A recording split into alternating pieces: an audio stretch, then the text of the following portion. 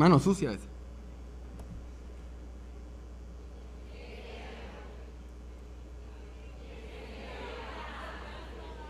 Vamos con la otra, vamos con la otra.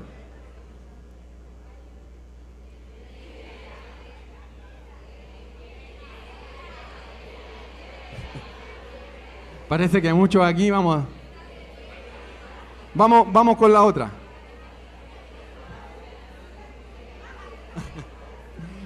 Vamos con la última. Vamos con la última, vamos con la última. Fácil esa.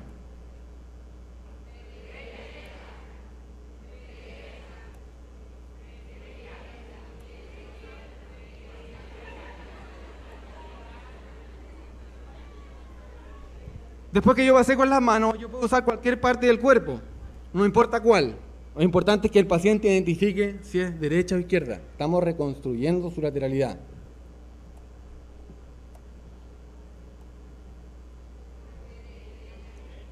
Bueno, esta foto me la tomé antes de ayer, no tenía... Vamos con la otra.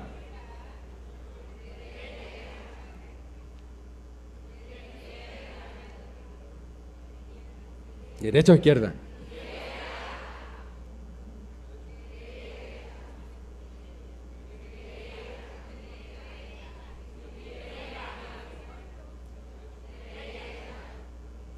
Listo. Un aplauso para ustedes mismos. Gracias por participar en... Bueno, es un trabajo bien didáctico y bien sencillo que ustedes pueden trabajar con sus propios pacientes, ya recuperando la lateralidad del paciente. Vamos ahora con otra, con la segunda parte que se llama imaginería motora. Tenemos que observar e imaginar las posturas, los movimientos y las actividades. O sea, yo le pido al paciente, imagine. Aquí la imaginación del paciente juega un papel fundamental, ¿ya? El paciente va a observar primero y a imaginar postura y movimiento en actividades. O sea, funcionalmente él va a estar imaginando algo, una acción, un movimiento. ¿Por qué? Porque nosotros queremos volver a activar esas neuronas de espejo. Recuerden que las neuronas de espejo se activaban cuando veía algo o cuando tenía la intención de poder ver algo. Entonces, la imaginería no es visual, es más kinestésico. O sea, ¿qué quiere decir? Que yo no solamente voy a estar viendo a alguien, sino que voy a estar imaginando el movimiento de alguien o mi propio movimiento. Y eso va a recobrar la actividad de la neurona de espejo. Entonces, tenemos que observar para imaginar.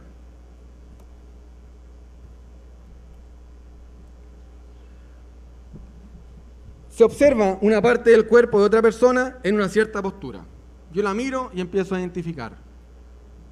Observo el movimiento de la otra persona, considerar qué podría sentir al manipular un objeto o observar a otra persona. Yo debo ponerme en el lugar de la otra persona y después imaginar qué pasaría si esa otra persona mueve el brazo para otro lado, o si está escribiendo, o si lo veo a él que está tomándose una gaseosa. Imaginar y ponerme en ese lugar. Entonces yo lo puedo hacer esto mediante revistas, películas, en el bus, en el trabajo, en la casa, clínica, etcétera, etcétera. Yo tengo que usar mi imaginación y ver posiciones adecuadas y funcionales de personas. La última parte, es como un poquito la más famosa, pero la más compleja, es la terapia espejo. Tenemos lo más famoso, que es la caja espejo, la caja mágica o la caja de Ramachandran, como se le llama también, donde yo voy a visualizar en el miembro que tengo, el miembro que ya no tengo. Y el cerebro va a interpretar como que el miembro amputado o el miembro perdido nuevamente tiene una función. También lo puedo hacer con el miembro inferior. Y nada más y no necesito una máquina de 150 millones de dólares para tratar a un paciente que tiene 20 años con su dolor crónico. Necesito solamente un espejo, nada más que eso.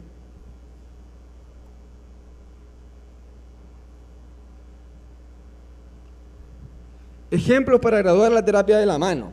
En este caso, no importa que ustedes no encuentren, porque yo creo que de aquí se van a ir a practicar y van a buscar amputados por todos lados y lo van a poner en un espejo.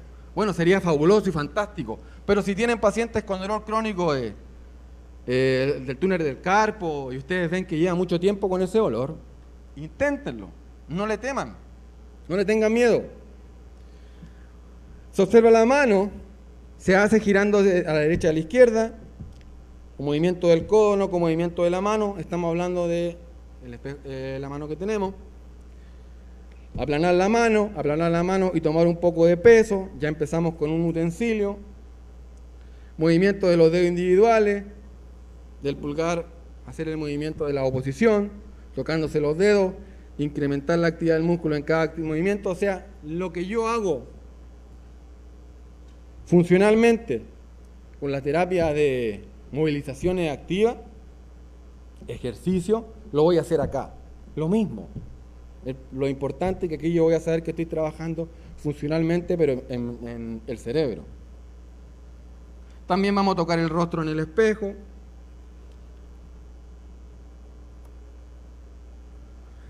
Luego vamos a hacer un cambio de contexto para que el cerebro no se adapte de la situación que está viviendo. Cambiamos el lugar, la hora del día, tratar con movimientos distractores, por ejemplo, mientras se balancea una silla, mientras escucho música, puedo estar escuchando música y haciendo la terapia, obviamente el paciente.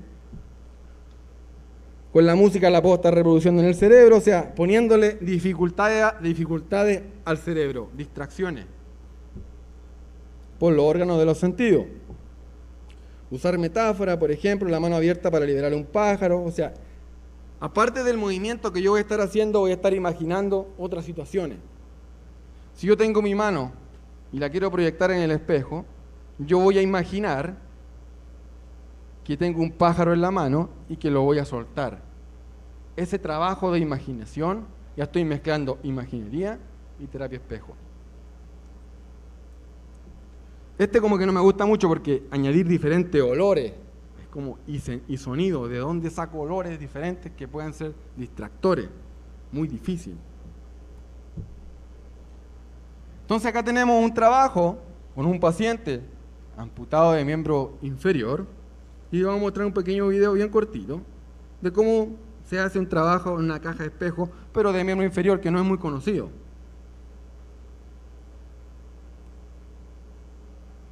Bueno, tan conocido no es tan conocido.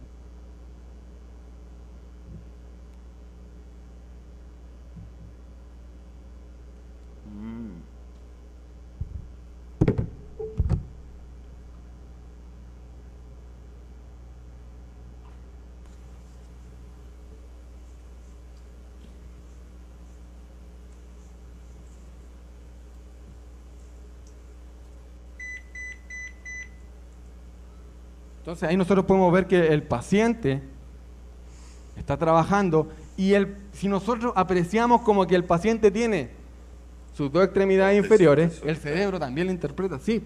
Sí, es realmente fantástica esta técnica. Se ve claramente, obviamente, que al paciente le falta su extremidad inferior derecha, pero el cerebro lo está interpretando por primera vez, que él volvió nuevamente y su trabajo empieza a graduarse. Y estos somos nosotros los fisioterapeutas los que tenemos que hacer, los que tenemos que aprender estas cosas.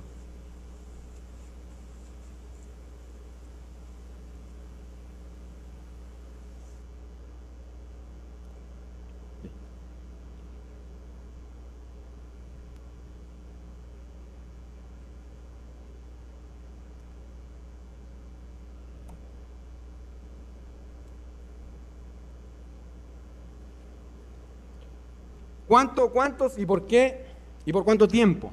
Es lo que importa. Ya sabemos cómo hacer cada una de nuestras técnicas y que la imaginería motora graduada se divide en 3, ¿cierto? Ahora, ¿cuánto? ¿Cuál es la dosificación? Lo que realmente importa. ¿Cuál va a ser la dosis que yo le voy a entregar a ese paciente?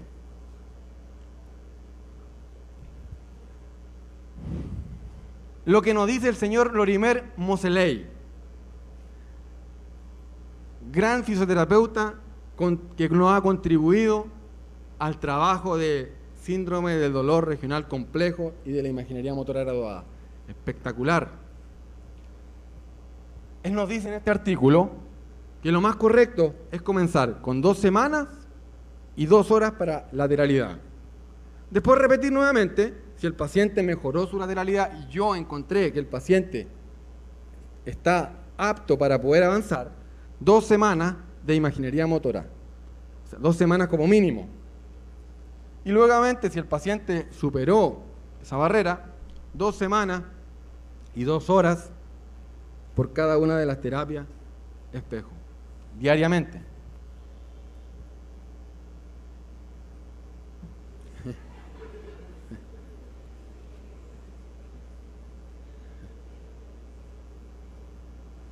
Entonces acá tenemos un trabajo bien sencillo, si no necesitamos tener tampoco un cajón gigante para poder trabajar con estos pacientes. Si ustedes están tratando un paciente amputado, o en sus prácticas clínicas, o en su consultorio, o un vecino, o un amigo que tenemos en Cartagena tantos amputados, ocupen el espejo ese que tienen colgadito en el baño y empiezan a trabajar. Si esto es sencillo, si lo que importa acá no es la técnica, es el razonamiento clínico que yo le hago al paciente, o que yo me hago como terapeuta en pro del paciente. Algunos pacientes que yo encuentro no tienen déficit lateralidad. Espectacular, porque nos saltamos inmediatamente el primer paso. Y el progreso obviamente va a ser mucho más rápido, porque a nosotros nos costó mucho saber derecha o izquierda, nos costó. Imagínense un paciente crónico, un dolor crónico.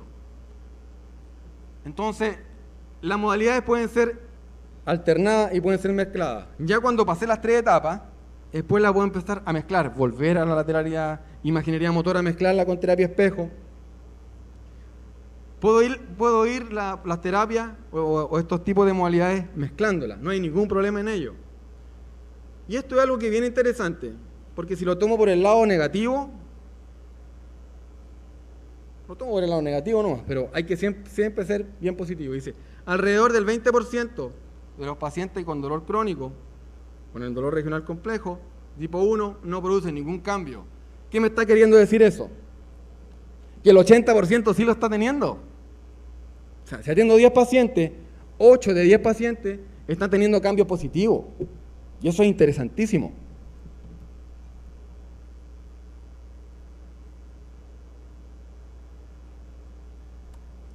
Las conclusiones para terminar antes que venga Angélica con el papelito. Estamos hablando de la plasticidad, ¿cierto? Hablamos de plasticidad, hablamos lo negativo que puede ser la plasticidad, hablamos de lo positivo también que nos puede servir la plasticidad en este caso. Y dice, la plasticidad puede ser causante de un dolor fantasma, ya que en la reorganización neuronal después de una amputación se produce un desajuste en las conexiones. Es posible que algunos de los estímulos táctiles activen zonas de dolor en el cerebro. ¿Por qué pasa esto? Ustedes conocen o han podido ver, o han visto el dibujo del homúnculo motor y el homúnculo sensitivo, ¿cierto? No mucho, lo vamos a mostrar ahora. 3 semanas después de la amputación comienza el periodo de plasticidad en el humano adulto, donde el estímulo facial activa la región original del cerebro correspondiente a la mano. Porque en el homúnculo motor, la mano está contigua al cerebro. No sé si ustedes se habrán dado cuenta, de ahí vamos a mostrar ese dibujo. En el homúnculo motor, la mano está al lado del cerebro, la mano está al lado de la cara. Entonces, ¿qué sucede? Si ustedes pueden evaluar a un paciente con dolor crónico de miembro fantasma, si le tocan la cara, van a referir que le están tocando su mano.